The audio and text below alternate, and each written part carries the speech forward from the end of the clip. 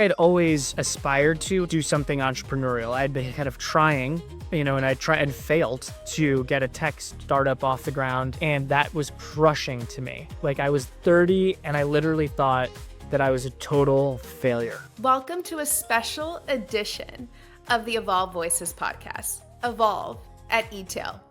I'm still here to tell you the fascinating stories behind the people that power global commerce, just from sunny Palm Springs. This is raw, unfiltered, in the moment. I hope you feel like you're right there with me. I'm your host, Edilsa, a brand advisor, and the US host of the EVOLVE Voices podcast. Today's story is one of tenacity. How wine owner Daniel Rodriguez is transforming the industry by, funnily enough, embracing tradition. Last year, Daniel became owner and CEO of sustainable wine brand Currently Wine.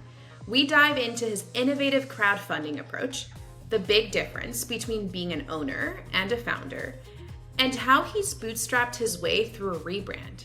He's faced some resistance for challenging industry norms, but through sheer resilience, Daniel has been making them his biggest fans, raising over $1 million in capital. With less than 2 months left to close, Daniel continues to build in public, proving that without help, we can't make our dreams happen. Okay. Hi, Daniel. Hello. So excited to have you. It's great to I hear. loved doing all the research on you, being what I call a stalker, as I read every single one of your LinkedIn posts in the past year. No way. Like, I did. I was That's actually committed. a lot of posts. Yeah, Because I post every day. I was like, I'm reading a book. Yeah. I've been posting every day since, I think, about August was when I started. Yeah, that's the level of commitment. I was like, okay, let's go, Daniel. Yeah. Which just shows how passionate you are about this brand, Currently Wine, that you now own. And I was so curious at where you started, which was as a cab saw person. I was so curious why you started with Sauvignon Blanc. I've forever known by my friends. I'm also known for somebody who drinks very old world wines. So favor French, Italian wines from those regions versus like a New Zealand. So when I saw that your brand started with a Sauvignon Blanc, I needed to know why. Yes. Well, first of all, it sounds like maybe you and I should enjoy some wine together yes. at some point, because I have very similar wine interests as you do. Yeah.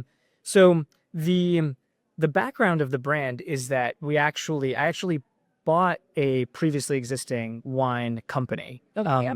And that wine company had several different wine varietals that had been selling, and Sauvignon Blanc was the most popular.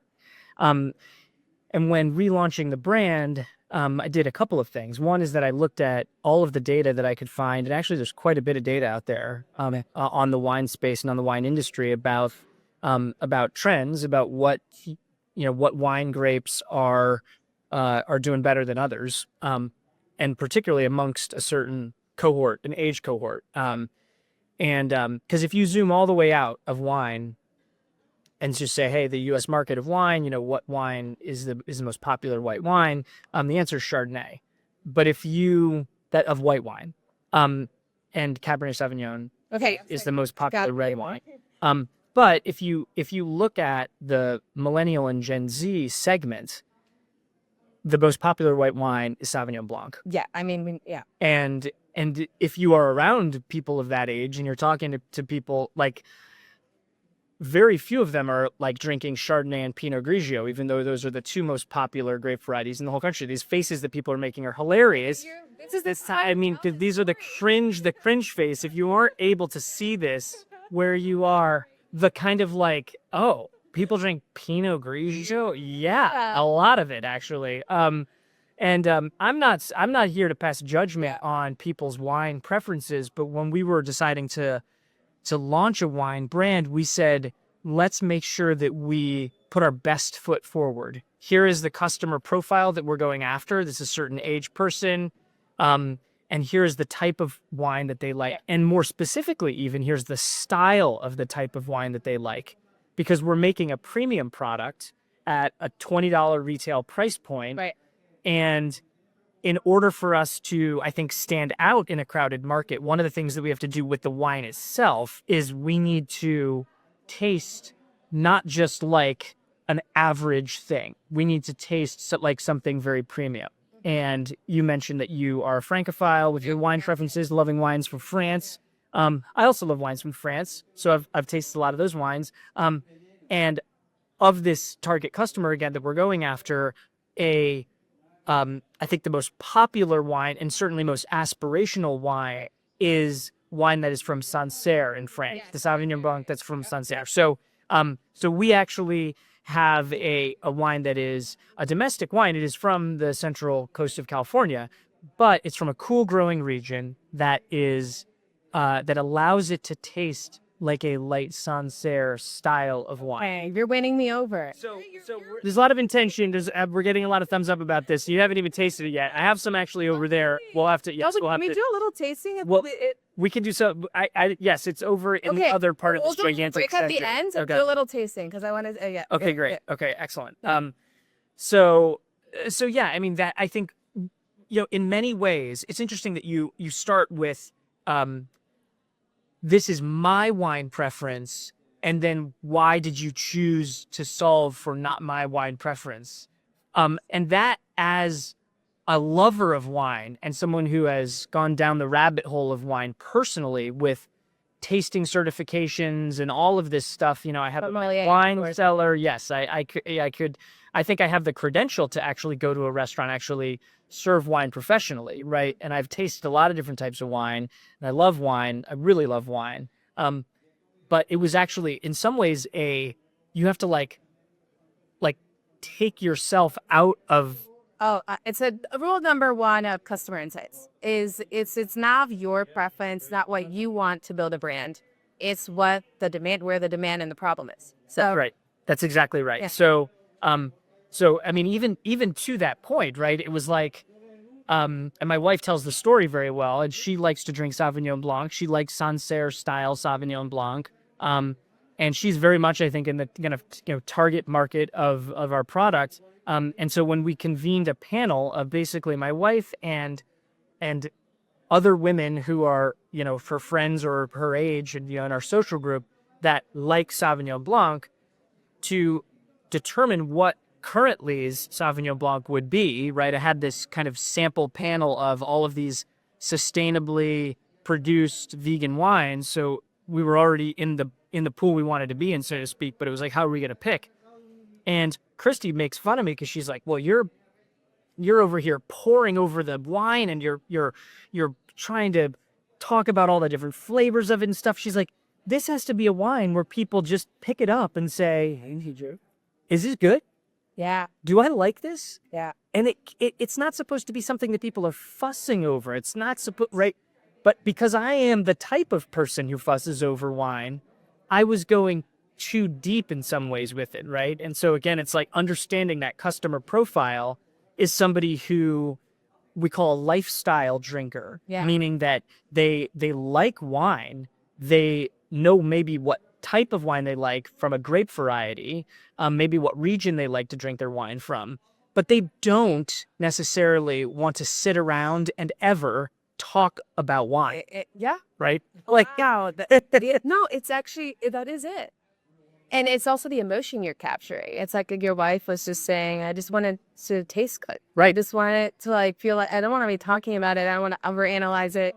And I think it's the settings that also, as I think about it, it's steeped in tradition, wine. If I think about it, I think about my wine pairing, my steak with what's the red that's going to go with my fish, with what's the white that's going to go. There's a very fixed placement for where wine sits in my life. But you're trying to challenge that. You're going in and saying a little bit more bold and trying to make it a little bit more fun somewhere. And I'm just curious about, was that part of your research where it came out that it could be in some fun settings and some disruptive settings that you don't see wine today? Yeah. So there's a couple of, there's a couple of decisions that we made with the brand that then resulted in certain things, right? So one of the decisions was certainly about what is the brand tone and voice, and what do we need to then appeal to? And there was a very obvious we had some very detailed conversations with. I was working with some expert people on the brand development side, where we looked at wine traditionalism and we said, all right, how traditional are we trying to be, or how counter traditional are we trying to be? And when we had concepted the brand, we at that time knew one very important thing, which was that the mission of the company is to be a popular wine brand that breaks through, but is all about sustainability. So we're not an eco brand, right? Which is important, It's right? super Like important. we're not an eco brand. We are a coastal lifestyle brand. Yeah. And so we are communicating things to this audience about what it means to be a coastal lifestyle brand.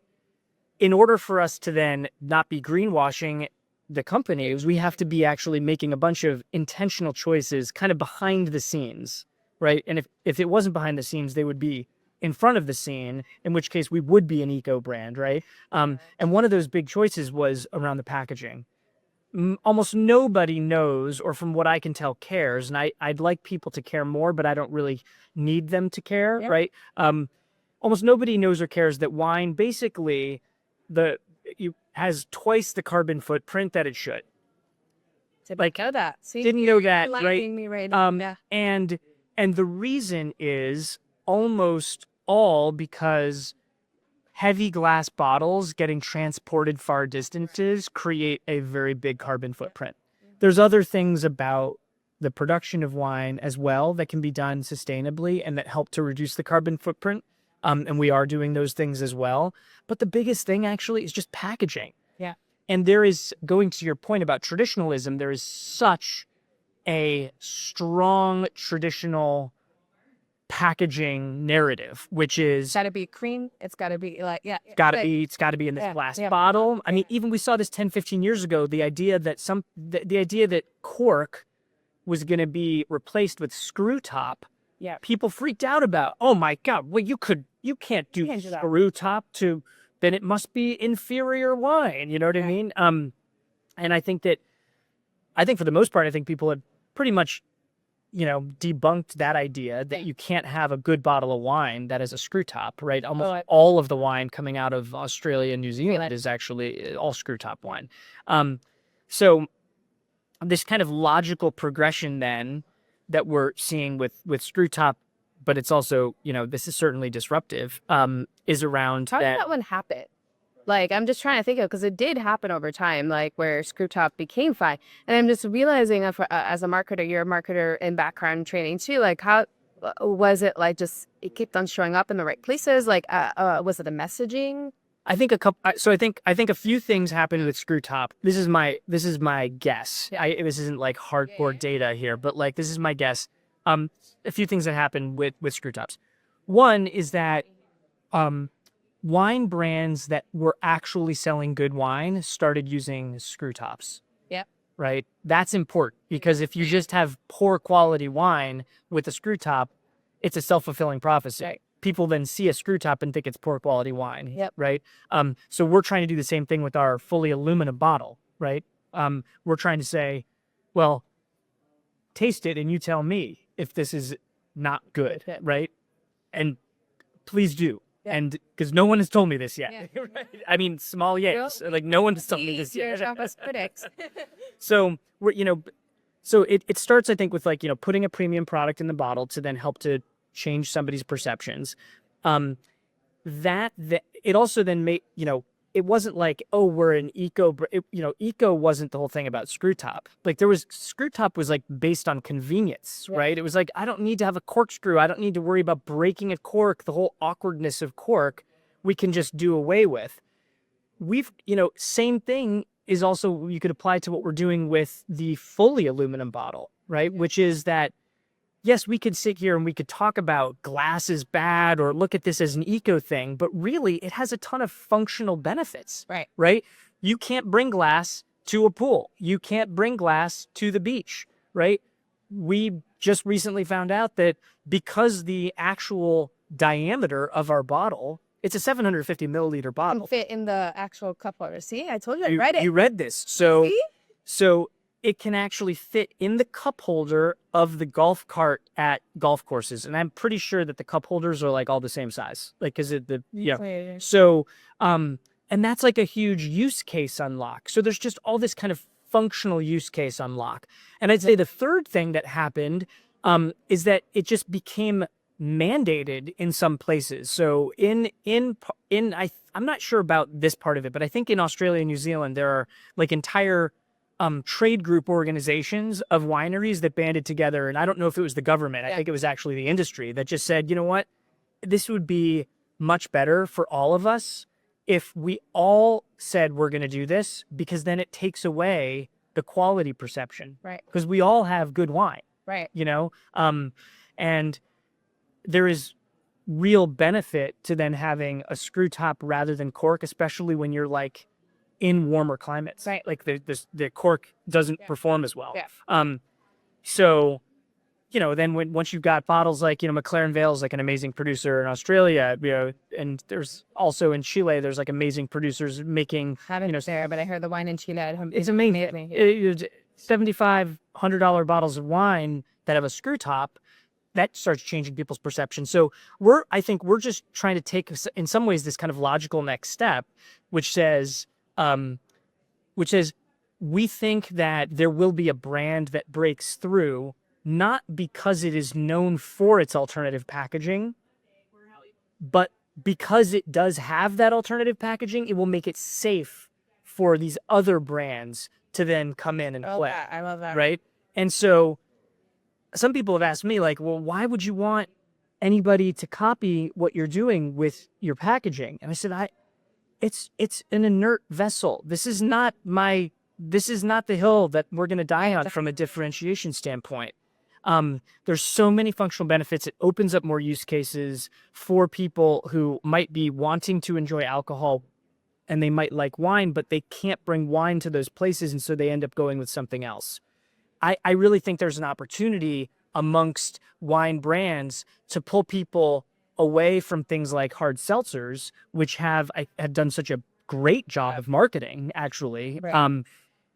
And say, you know what, actually, if you really did want to have wine that, you know, is 100 calories a serving, 0 grams of sugar, and you can take it with you to the beach, you can still have that premium product. Yeah. I thread a through line, and I don't want to put words in your mouth, but disruption can lie in fitting it. And I love that. It's just we constantly are thinking it needs to create a new vessel or but let's learn how people's lifestyles are and let's build around that. And that is disruption in itself, which I love. But it's going to drive adoption in an easier way. It's really funny to me to think about being a disruptive brand, quote unquote, because in some ways I completely own that and understand that. In some ways, it also feels really hilarious to me coming outside of the wine industry into the wine industry, and the idea that, you know, it's like there are these like unwritten rules of the tradition that that if you don't abide by them, you're either being you know, disrespectful to the industry or kind of like rebellious in some ways. But what people see when they see our bottle, the words that they use to describe our actual product of wine, right, is that, oh my God, this is beautiful. And this looks like it's like a piece of art, right? And then they taste and they go, this is easy to love. Nothing about the wine is, or the way that we've presented the brand to people is trying to hit on some form of rebelliousness or, you know, kind of anti-tradition, you know? I actually think of it as wine has not evolved for the way that the consumer now exists. And we are just bringing a product to market that probably fits a lot better with what consumers want, while at the same time really delivering, I think, a product that from an actual wine perspective is incredibly traditional, right? I mean, like what is more traditional than like a dry, white wine that tastes like it's from France. You know what I mean? That's the most traditional thing in the whole world. It should be about the right thing. Right. Yes. Exactly. Talk about the other sedition is what are you looking for? You're looking for this dry, like you're looking for something in this wine that is not changing. Yes, exactly. And so, redefining that piece. And that way, I do think it's, again, it's so emotional. And what people think about it is like, it's like talking about Christmas or like anything like that. You always think about certain traditions. And I think it's just reminding people of those pieces that are actually for where there's emotion, and wrapping it all there. But you talk about something that's light and fun, your bottle. What's not light and fun is your journey, right? It is very hard to be, building a company. And as somebody who has, again, read these LinkedIn posts, see the ups and downs of the daily emotions that go through. Before we talk about what vehicle you decided to raise money, how did it feel? How are you feeling like posting on LinkedIn every day? Is it an emotional journey? It doesn't help you? Oh my gosh. I would say that the decision to decide to build this company in public so far, I think, has been one of the best decisions that I've made for the company. And I've been posting, and it's really incredible. And thank you very much, and flattering for you to have gone back and read all the posts. So I have been posting, 5 times a week, going back to August, and we were pre-product launch at that time. And so it just, in some ways it felt very cathartic to just have a way to express and communicate kind of what I was going through and doing. What I did not fully appreciate when I was doing it was how much this would connect me to my own network in a broad way, like people that maybe I had worked with years ago or I'd gone to school with years ago, reaching out and just sending me words of encouragement, actually. That's awesome. It's been incredible because it has made me feel like I am not alone in this, although I am the only full-time employee of my company at the moment. And we have some great people that have helped along the way. People always ask me, like, oh my gosh, like, how did you make this design so beautiful? I'm like, I didn't make this design. You think I could do this? This is obviously professional designers that did this. You know what I mean? But it really has given me an amazing forum to connect and build community. And I had used LinkedIn, I think, just more like, I'd post rarely, occasionally, but I didn't really have like a reason to be able to do so. And knowing that there was a real intention around this brand to build community and for people to feel ownership in the brand, I knew that one of the things that I had to do was I had to put myself out there in order for people to feel like they could be as close to the company as I feel to it. And that there was going to be no other way really to reach people and bring them in, Especially as one person. It's like, there's no other way. Yeah, just know that. You've taken on right now crowdfunding. And so that's not only building in public, but raising in public. And so what went into that decision to, you had gotten some funding in the past and now you really wanted to scale and build in the right way. But like, I'm curious about how you made that call. So so again, going back to this idea of kind of the intentionality behind the brand, right? We can also call this like, what are the values of the company, right? And one of the values of the company, is around ownership. And I knew this at the very beginning, that one of the values had to be around ownership and that we were going to build a community around this idea of ownership in the company. What you have to do mechanically from like a SEC legal registration perspective to actually allow for a crowdfunding to happen, is a lot of work, and it's a little bit expensive, actually. And so what I did about a year ago is I went around to a close group of friends and family and said, hey, here's my vision for this company. Here's what I'd like to do. I'm trying to raise $1.2 million. And I also told everybody, if I get to $900,000, I'm going to pause this and just get the company going, and then I'll come back and revisit the fundraise. Right. And so that's basically what happened. Like, I raised a little over $900,000. I then said, I have enough to just go on here. Yeah. I had also talked to a bunch of people who were like, hey, love you, love your enthusiasm, but like, you're pre-product, you're pre-revenue. Like, this is super early, right? And so I really wanted to be able to just get the company a little bit further along, but I needed capital to be able to do that, right? So once I was able to do that, and I left my previous job, raised this money, kind of, what, like, that was the whole, like, now I'm really going for it. And then once I then was able to get things closer to the point of, okay, now we have a product, we have revenue, you can buy the wine online, we're getting a lot of really great feedback, we're in stores, we're in restaurants, like, it's real, like, it's a real thing, right? Then I said, all right, let's finish off this fundraise, right? And so, there's, a little bit less than $300,000 that we're then trying to raise. And the goal was, let's try to get as many people in as we possibly can that feel that ownership, right? And that ownership can come from being a fan of the brand and you're wanting to then share this with others. But I do think that there's something really powerful and central to the idea of actually owning something. And I've seen this in my own life, having equity ownership in tech companies with, stock options that have been issued. Like, it changes the way you think about something, right? And my hope for all of this is that over these next couple months, the crowdfunding thing, like, it gets cut off and it ends. So over these next couple of months, for as little as $200, people can then join in, which I purposely, you get to choose, like, how low do you want the bar? And I said, how low can it be? I'm a loyalty person. You have loyalty tiers in there. I was seeing, like, your top tier was so fun. It seems like you were having fun with this. I am. You mentioned that. Is this stressful, like, doing this stuff in public? I would say it's certainly. I certainly have moments where I feel very stressed out.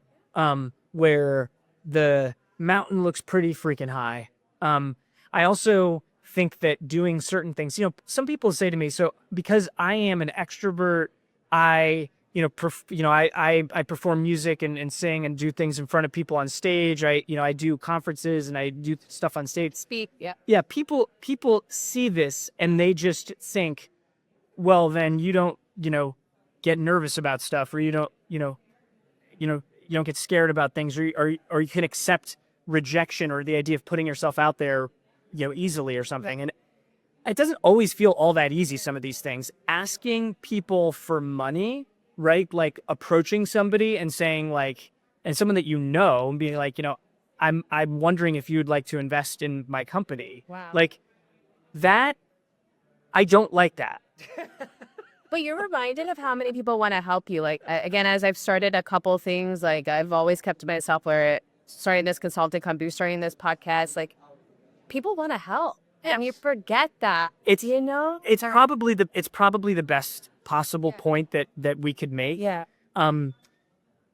Is and I think that, like, when you do marketing well,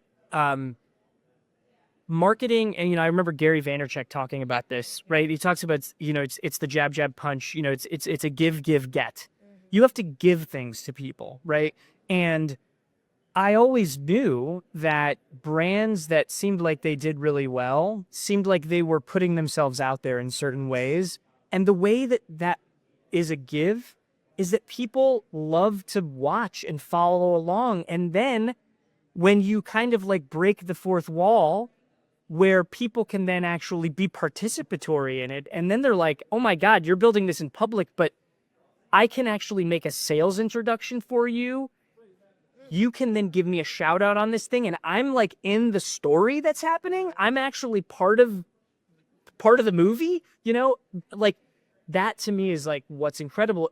And it is real, right? I mean, like, that's what's also part of the most amazing part about it, is, like, people actually love being able to help, yes, and then see themselves in it And all of that is coming, I think, just from this really cool place of like just wanting to be, wanting to be involved. And I think there's also probably a little bit of like an underdog thing that's like the kind of the American story kind of thing, where it's like, I don't know how much, I mean, in some ways I try to be as transparent as I possibly can be with the hope that transparency actually manifests itself, right? Like, so some people are like, oh, well, why would you talk about your future plans or what you're trying to do? And I'm like, so that they find the right ears and that they come true, right? That is maybe one of the best ways to put it that I've heard. Yeah, that's actually very true. Like, you can't make it happen unless somebody knows about it. Yes. Just full stop. So like all of this stuff that I'm doing is like, is meant to just try to make those things happen, so when sometimes when I post on LinkedIn, I'm literally asking anyone who will see that post and listen for help. Like, can you actually help me do this? Yeah. And what's incredible is that people respond, because you don't know if people are going to respond, right? And if the only thing that I was doing was asking for help, which is a bit of a take, right? Yep. Like, then I don't think it would work as well. But, I really try to do that, maybe, 1 out of every 5 to 10 posts where I feel like I'm actually asking people for things. But I have noticed from a performance perspective, posts that include others tend to do better. Yeah. Because they touch other people's networks. Those people are sharing. So People want to be a part of it. Talking about that is, what is that check story that touches you, that you remember the most? It could be like that $200 check, but it came from somewhere unexpected. Like what is that one that sticks with you? Oh my gosh. I mean, it's in some ways, unfair to single one person out. I will do that. But first I will say one of the things that's been most incredible about this experience, is that I was at a company, an early stage tech company that's no longer early stage. They have hundreds of millions of dollars of revenue now. But when I was there, the company's called Seismic. And when I was there, God, Seismic is huge now. Seismic is huge now. Yes. Seismic seismic. Yes, I know. And you're in San Diego, so you may have run into them there. But I was there for 5 years. I was the first marketing hire. I ran the marketing, team and effort there for 5 years, kind of through this kind of crazy period of early stage growth. Yeah. And I worked alongside some really talented, really impressive people in all parts of the organization. But as a marketer, I really interacted a lot with the executive leadership team because I was on it, and then also the sales team, right? Yeah.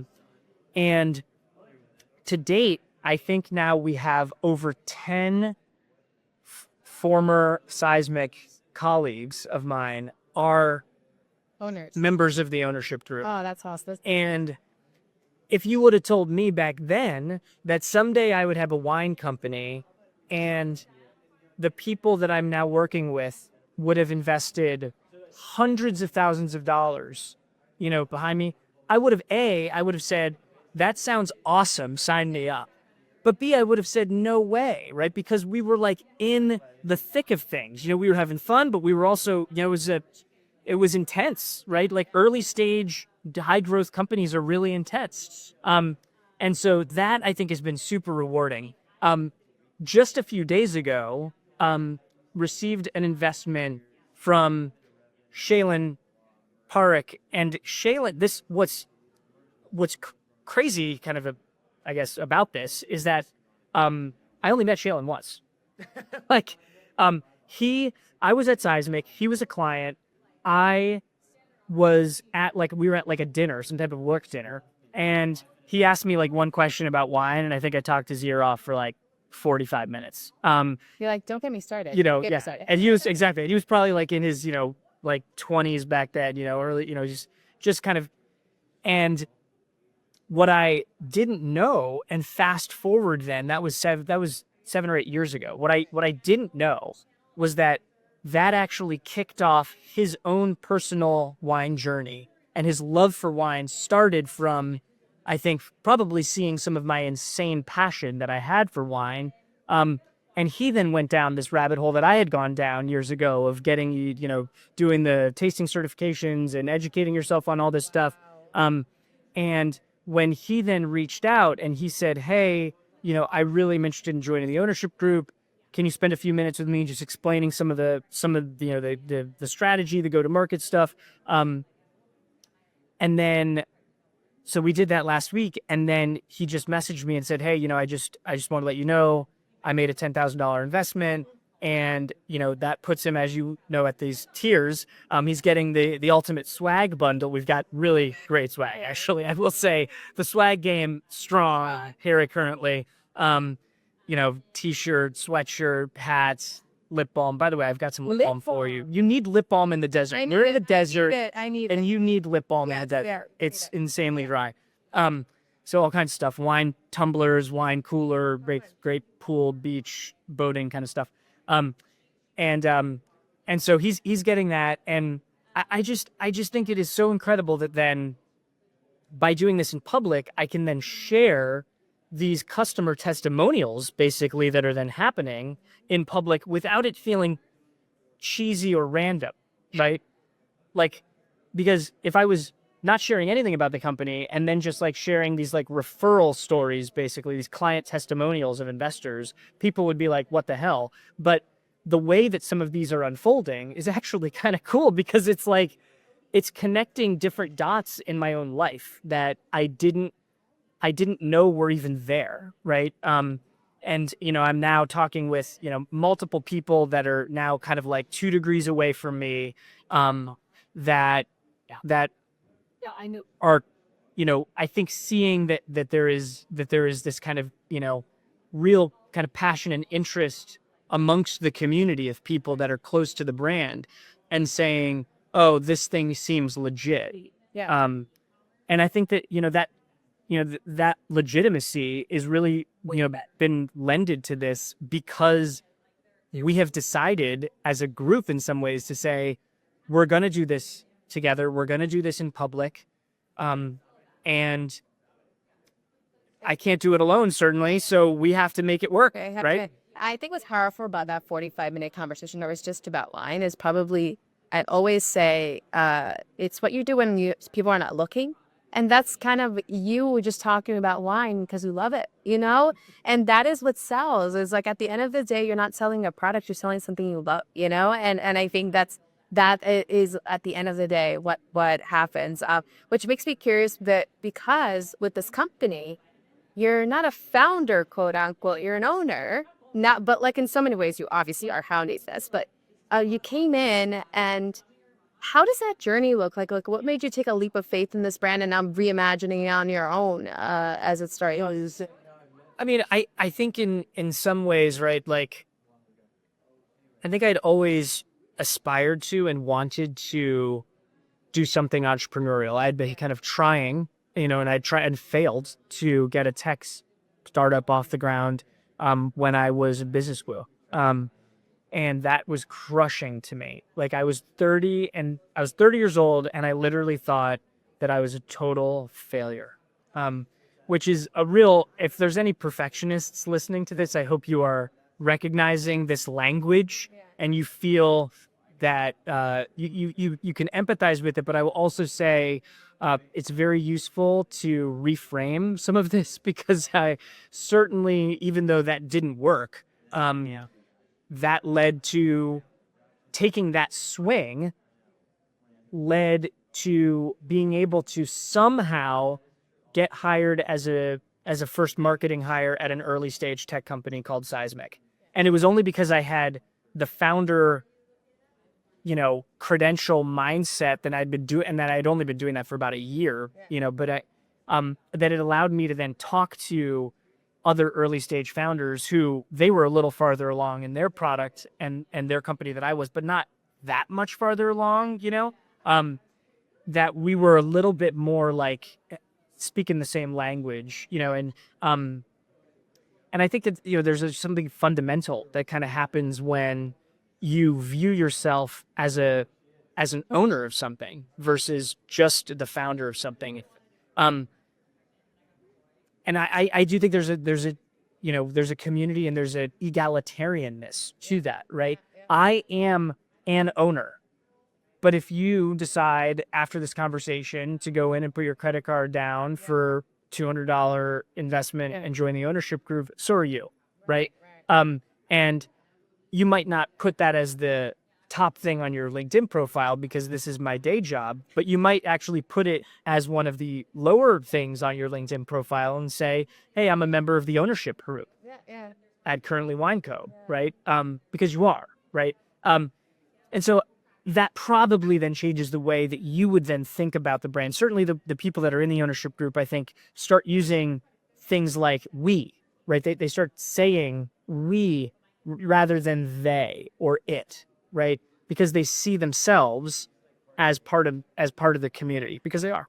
But how do people find owning opportunities? Because there are, like, now everyone's talking about these boomer industries that they should buy because no one's going to actually take them over, and it's going to be a great opportunity.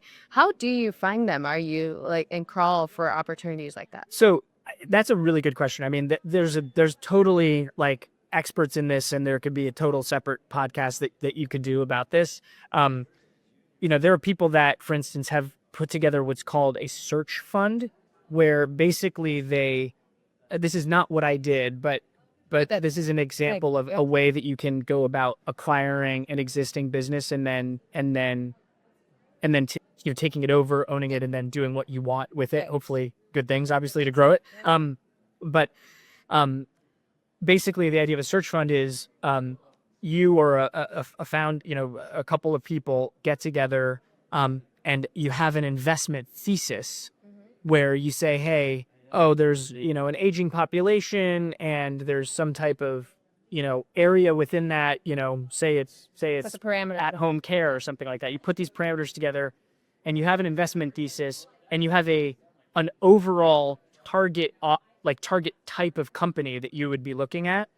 And people then put money in to that, which allows you to then spend, usually it's 2 or 3 years, trying to find the right investment to make. And if you then do find that, then they commit a certain amount of capital, to be able to do that, right? So I've seen search funds in that kind of like $5 to $10 million range, which really allows you to buy a real business, right? And that's like one example. Like, the most successful search fund example that I'd ever heard of in my life, the previous company that I worked at, was part of Assurian, which is the cell phone insurance company. Exactly. So it's a multi-billion-dollar company, tens of thousands of employees. That actually started as a search fund company. Shut up. That was like roadside assistance for cell phones, which were like in the mid 90s, was like a brand new mobile technology, was like a brand new thing. And like a couple of guys out of Stanford, they were like 30 years old. They were like, you know what? We see this, as an opportunity to add a search fund. So I think they returned, in the history of search funds, probably more money back to their investors on that one than anything, because, a multi-billion dollar company. In the case of Currently, one of the reasons that I think that I was looking at outside capital rather than other ways of just having capital was that there was so I did buy an existing company, right? It was an existing company and we redid it, right? Renamed it, rechanged it, right? But there were some nice things rather than being able to start totally from scratch. Like we had some Instagram followers, an email list, some distributor relationships in the market, which allowed us to get the wine back into the market. So it, and then it allowed me also, actually very importantly, so the previous CEO of the company, Brian Thurber, he stayed on for a year with me as an advisor. I really needed somebody to answer a lot of beginner questions, and not feel like, I was on the clock, so to speak, about it, and so Brian's been incredibly helpful to just, be there for me to be able to kind of coach me through stuff while also really giving me the space to run the company and to make the decisions for the company.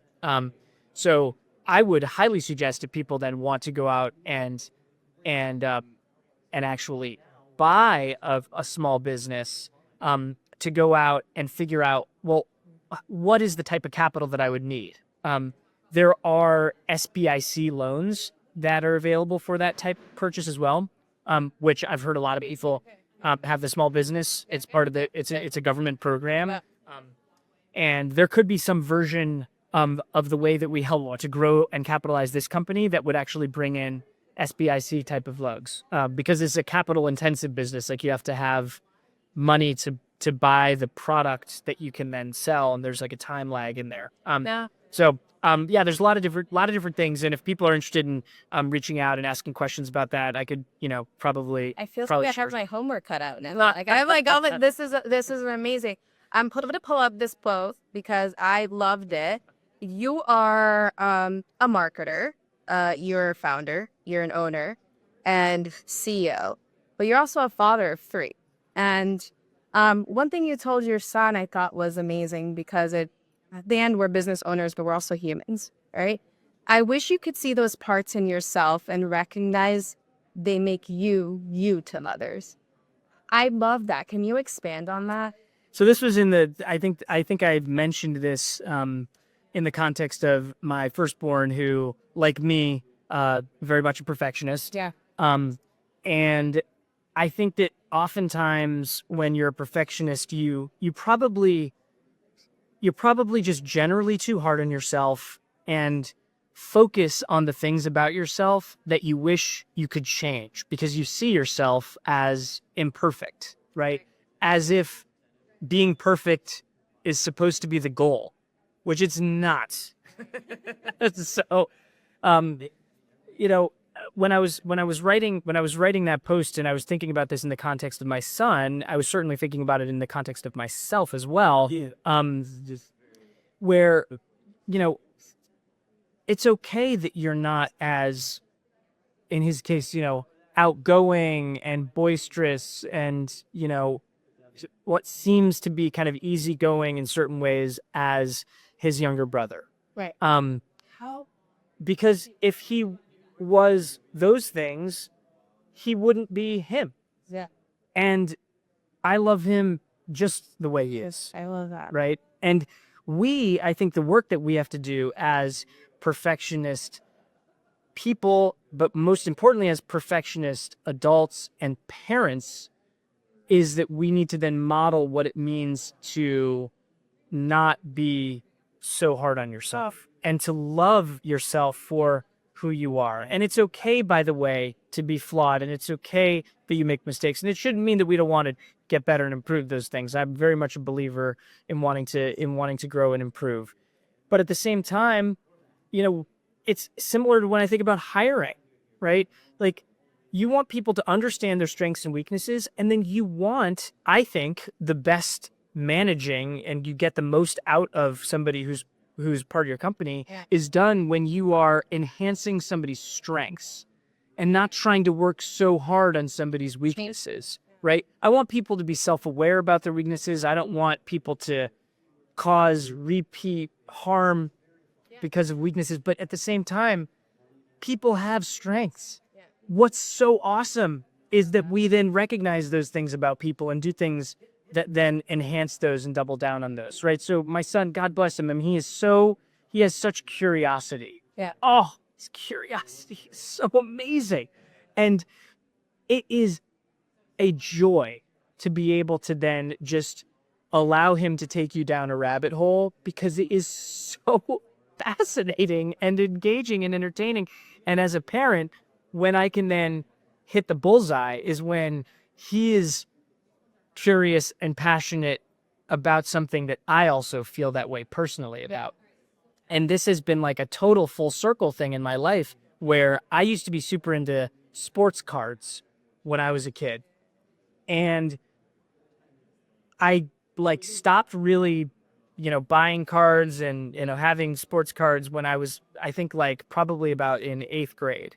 And my parents last year, they tell me that they have my whole collection of sports cards still in storage in the basement. And they bring huge boxes of sports cards that were from when I was a kid. And it was like a total time warp, because it made me realize all these cards were from when I was his age. Oh my God. And now he is super into cards. And it's like, now it's more of a digital experience. And he's like buying cards, he's trading cards with people through apps and everything. And I'm like fascinated by this whole thing. And now I'm like, we joke, my father-in-law, we go to visit him and he takes the kids to the store to treat them with something, and I'm now the fourth grandkid. Because when I go with them, then I want a pack of cards too, because I'm all excited about it. So, I mean, it's been really cool to then, to be able to lean into some of those strengths and and use those as bonding experiences. Okay, in a crazy twisted web of ways, it all goes back to what you originally said, which you're just talking about tradition. Your cards, his cards. Evolving lies in tradition. And that's so beautiful that we're seeing that in so many threads of life right now. This has been so wonderful. As like truly, and as we close, I'd love for you to share where people can find you at Currently Wine. Yes. So we are very active on Instagram. So you can follow us at Currently Wine Co. You can buy our wine and get it shipped to you in just a few days anywhere in the United States, except I think in like Utah and like one other state. At currentlywine.com is the website. And then please connect with me on LinkedIn if you're interested in following the journey of building in public. And there's less than 61 days left for investing. Yes, and that's true. And that is all being done on Republic. Yeah. Through the Republic crowdfunding platform. So if you go to republic.com and search for Currently Wine, you'll find us there. Awesome. There's gonna be a next time. I can't wait. I'm learning so much. But thank you so much. Thank you so much. I really appreciate it. Now make sure you subscribe to Evolve Voices, this leading and incredible project where our ambassadors are interviewing amazing professionals from all over the world, so they can share their perspective and benefit you with their perspective, their knowledge, and you can understand what's happening in the different markets. Evolve Voices is a project part of the Evolve Commerce Club, the #1 and leading community where we connect international professionals in the world of commerce.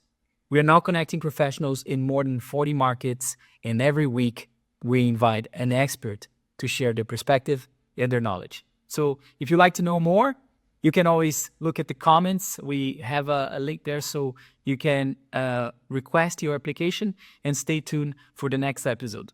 Thanks for watching. All the best. Ciao.